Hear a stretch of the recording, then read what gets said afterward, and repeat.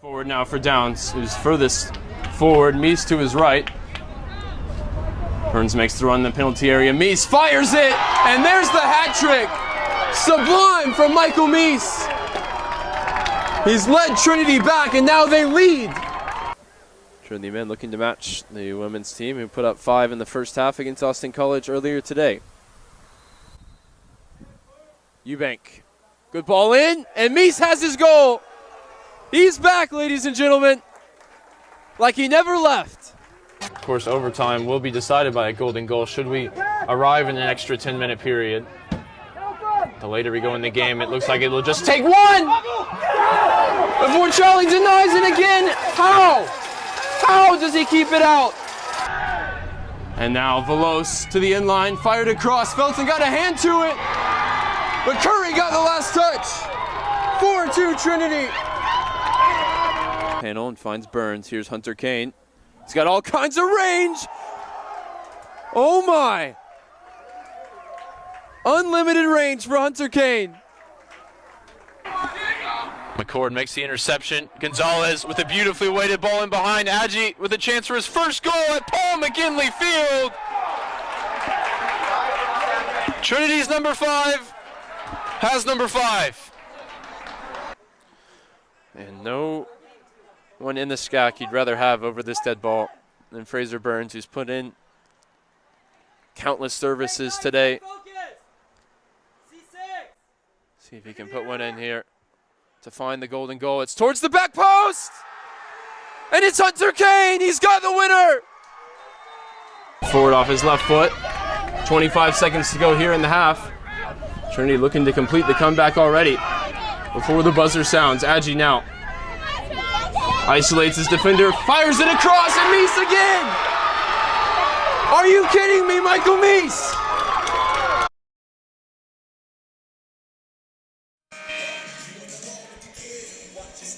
An impassioned speech by Coach Anthony Medina for the Celts as he laid into his team for allowing Trinity to go on this 5-0 run. Chance to make it 6 at the line for Jacob Harvey. Jacob Harvey for one shot. On the other side, Coach Smith operating much more calmly with the X's and O's on the whiteboard. And the three-point play complete by Jacob Harvey. He's been a good free throw shooter now, up to 79% on the year. And Littman able to tip away the pass from Gims, and he goes up, and the layup won't fall. Jenkins fouled going up for the rebound, and indicating maybe that there was basket interference or goaltending on the play. Thought Littman maybe could have just dumped it off for Jenkins. They had the 2v1. And instead they'll have it from under the basket. But a good steal, though, from Jordan Littman, coming in off the bench, making the impact. And Ryan, I don't think we've ever had a series of more dramatic layups than the past 3 we've had. AJ Clark, skip pass to the corner for 3. It falls for Jordan Littman, tie game. Great find from AJ Clark, huge 3-ball for Littman. We saw his layup fall off the rim moments ago and made sure that one went through, nothing but net. Can the Celts respond? They have throughout this game, finding big shots when they need them. Alekwe is on the bench right now, and the pass tipped away. And last touch off the Celts. Well, the referees now come together and reverse the decision. I have to say, I thought that was correct in live time.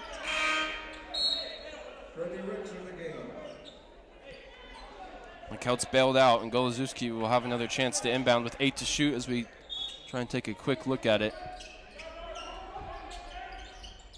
Yeah, it looks like last touch was off Trinity, but they turned it over in any case as Goloszewski took too long. And it looks like his time's going to be up as he's immediately replaced by Andrew Wynn. Medina with no tolerance for that type of mistake. Trinity looking to go 1-for-1 with the subs, and Marquez will be allowed onto the floor. replacing Nickel. I think that short of a leash for a player shows you the intensity of this game, shows you the importance of this game, Brian. Yeah, if you don't think this game means a lot, the entire Tigers bench yelling 5 on that violation, and they got it granted to them. A 9-0 run for the Tigers, and there's a ton of energy in this gym right now. A lot of it thanks to Jordan Lippman, who made the crucial game-tying 3 moments ago. Marquez, a great pass to find Clark from the near side. That one won't fall as the crowd was ready to explode. Still a tie game, 46-all. As Wynn fires it over for Gims. Ricks into the mid-range. Jenkins reaching around and able to knock it away from Anderson. Good work from Anderson on the ground. Was able to smuggle it to Adebo for the layup. And the Celts regain the lead.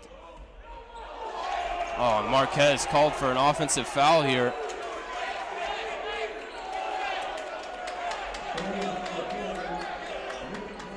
They were tied up as he was trying to set the screen.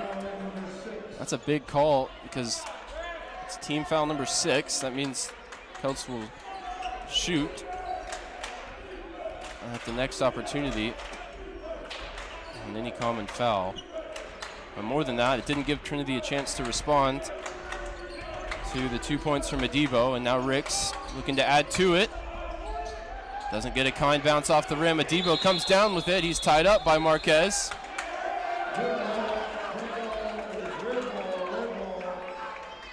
And for a second straight time when it's tied up, it goes with the possession arrow in favor of the Celts. Sparks absolutely flying here in San Antonio. You can tell these players want to beat each other so badly. They've gone head-to-head so often since the Celts have come into the SCAC, transitioning from their NAIA position to Division III. And we mentioned at the top, the Tigers just 1-5 all-time against St. Thomas. They're trying to get a big win. They've never won here in San Antonio against them. Adebo playing right now with 4 fouls. That's one to keep an eye out for as he catches the inbounds pass. 25 feet from the basket. Still has it now with 15 to shoot. Swings it over for Ricks. Gims wants it on the far side. Steps into the 3. And that one's a brick. Comes up way too strong. He's hearing it now from the Trinity student section as the Celts retreat on defense. Lippman with Gims guarding him. Clark to jab step and now spinning in the lane. Gets the shot up. And the glass cleaned aggressively by Kalen Anderson. And now down low, Adebo goes up over the top of Marquez, who gets a piece of the second shot. And now Jenkins able to split the double team, kick it out for 3 from the far side. The rainbow 3 falls into the pot of gold. Jacob Harvey with a huge shot to give Trinity the lead. Under 8 minutes to go, and we'll catch our breath at the next time out because it is all action here in CalGuard Gym. And that was without Enzo Seiki on the floor. He's set to check back in now. And Harvey was open for quite a while there in the corner, hoping that Jenkins would find him, and he did for the biggest shot of the game by far. And now Clark looking to help Trinity add to it as Lippman steps into the open look from 3. It rims out. Marquez able to get a hand on it, but the last touch came off the foot of Adebo, and the referee recognizes it, meaning it'll be Trinity ball when we return. They lead 49-48, currently on a 12-2 run. You can't take your eyes off of this game. We'll see you in just a moment.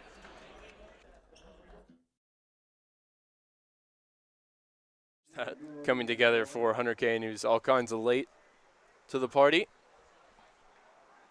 Got a text with the wrong start time.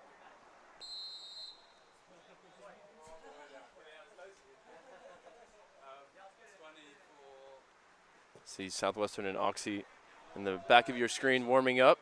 They'll be facing off here on the Tiger Network following the conclusion of this game, which at the moment will not be in 10.5 minutes. We are currently set for an extra overtime period.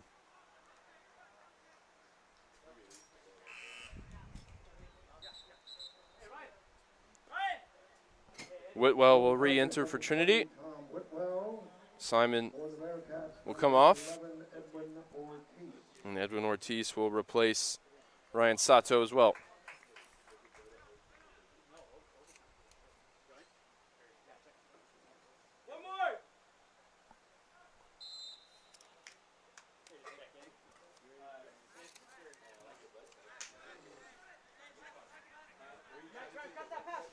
Willamette keeping consistent substitution cycling in and out of the game at the moment. Just looking to keep fresh legs on the pitch. Ortiz beaten to it by Rule.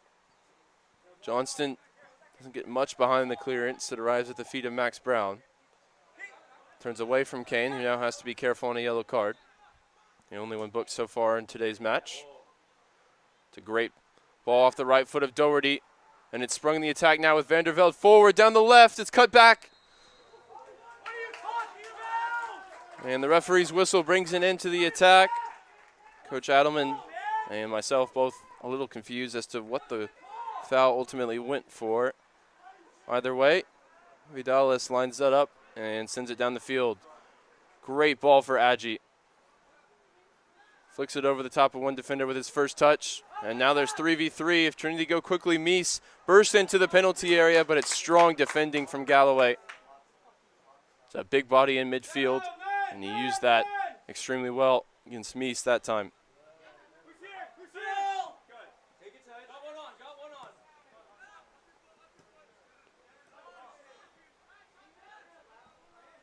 Whitwell putting pressure on Varev, who gets it back now, bringing it into the Trinity half. Down the line for Max Brown. He's isolated with J.C. Rule. J.C. Rule gets a foot on the ball and then finds Burns in some space. And be lifted in behind pretty much any other player on the field, but Bernard Hayes, standing at 6'4", was able to rise high enough to prevent it from getting to Michael Meese. And Agi, first touch brings him inside, finds Hunter Kane, top of the box. He scored from this range already for Trinity, and he does it again! At long last, Hunter Kane finds the breakthrough. He finds the confidence to shoot from distance, and he finds the top corner. And he's mobbed by his teammates as they come rushing off the bench. At long last, it's taken 23 shots, 9 on target. But finally, Trinity opened the scoring on this Sunday afternoon here in San Antonio.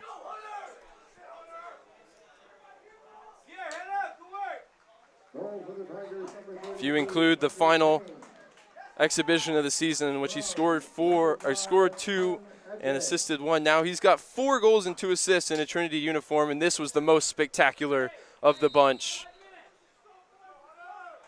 Hunter Kane couldn't contain his excitement when the ball rippled the net.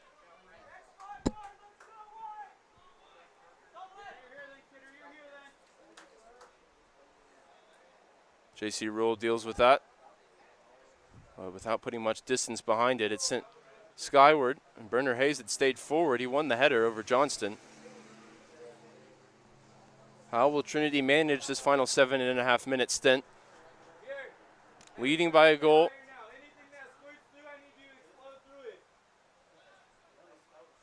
Flicked on by Bernard Hayes at the near post, kept alive by Baronian.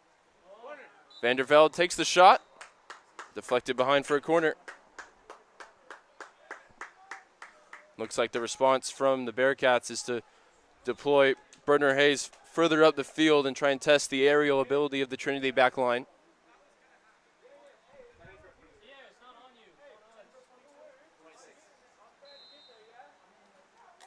Two hands raised as Ortiz swings in the service. It's met at the near post by Agi. Needed more air underneath it from a Bearcat perspective. As Doherty keeps it alive down the left wing, it slipped into the top of the box for Galloway. And a moment of panic for Vidales, who felt the ball sting his palms and then immediately wanted to know where it went. Ended up in between his legs, and he gathered it.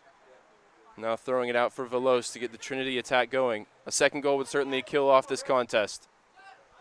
The goal scorer, Hunter Kane, has found some space.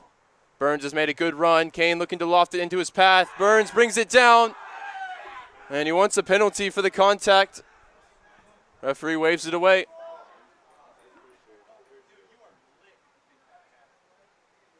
Great ball from Kane, who's showing more and more he is very capable at the collegiate level.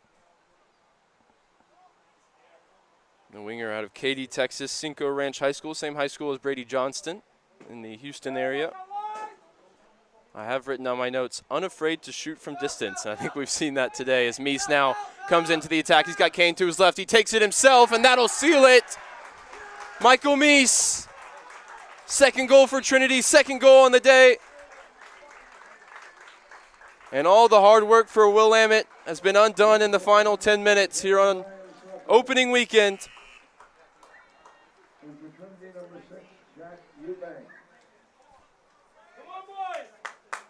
See, Meese knows he's got Kane to his left. Doesn't need him. He slots it into the bottom corner, and Kane instead comes across to celebrate.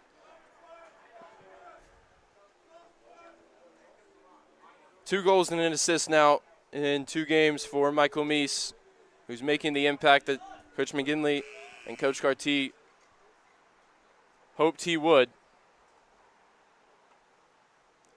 As Gunnlaugson replaces Jacob Gallant, and Jack Eubank replaces Jesus Velos at the opposite fullback position. 5.5 minutes to go. Trinity now in front 2-0. They labored and labored all second half to find the back of the net, and eventually it came. First through Kane, the insurance goal from Michael Meese. Ryan Figert here with the SCAC champion, University of St. Thomas Celts. I'll start with tournament MVP, Christian Alekwe. First of all, Christian, congrats on the win. Congrats on the award. You guys were on fire in the first half. You led by 16 at the break. What did you guys do to come out so locked in there in the first 20? We just stuck to the game plan, just the same thing we've been doing all year. We just came out and executed tonight. That's really it, man. And, Coach, it was the Andrew Wynn show in the first half. 5 straight threes to start the game. What can you say about his contribution since transferring to St. Thomas? I couldn't be more excited for him. You know, when he came to St. Thomas, we knew that he was seeking an opportunity to be a part of a championship program. And to see him develop throughout the course of the year and create opportunities like that and moments like that, you know, he deserves that. He deserved that opportunity. You know, and something he'll probably never forget, I would imagine, 5 threes and a half. And Christian, you know, your senior group has been really fun to watch. You guys play with togetherness. You play with energy. What can you say about how that group has come together and led this team this season? I mean, it just started from our first year, just the culture we had. We just came in, worked hard every day, just trusted in our coach, trusted in the process, and it showed at the end of the year. And, Coach, you mentioned to me earlier that it's fun to play against this Trinity team. With this win, you take the season series, you take the SCAC title for a second straight year. Does it mean more to you knowing you had to beat such a quality opponent on the way to doing it? I feel that way about the entire conference and especially what Trinity's doing. They did an incredible job last year turning their program around really quickly. And it was fun to see that run for them and for us. And then to turn around and have it again, it's just going to be really exciting for us long term. But I think that we've established a little bit of a rivalry here early. And Christian, you conclude your collegiate career with individual awards, with team awards. What does it mean to you to go out on a high like this? I mean, it means everything. Basketball has been with me since the beginning of time, honestly, and so it feels good. It's fun. And, Coach, what does it mean to you cutting down the nets once again for your alma mater? You've done it as a player and you've done it as a coach. How does this feel? I don't even know at this point. If I'm being totally honest, I have no idea. It's been pretty surreal. It's been pretty surreal. I can think back to the first time that we got to do it. At this point, they all feel special for very different reasons. Getting to see Christian's development over the last few years, you know, where he started, where he is, that's really what it's about for me. So this is the fun part. This is exciting, but the process for me as a coach is just more about them and helping them grow as people, helping them grow as players, and just seeing them get to do that is really exciting for me. It's been great to see that development. Congratulations, gentlemen, SCAC champions. Thank you. You stole it. You stole mine. Dang it. I'm first.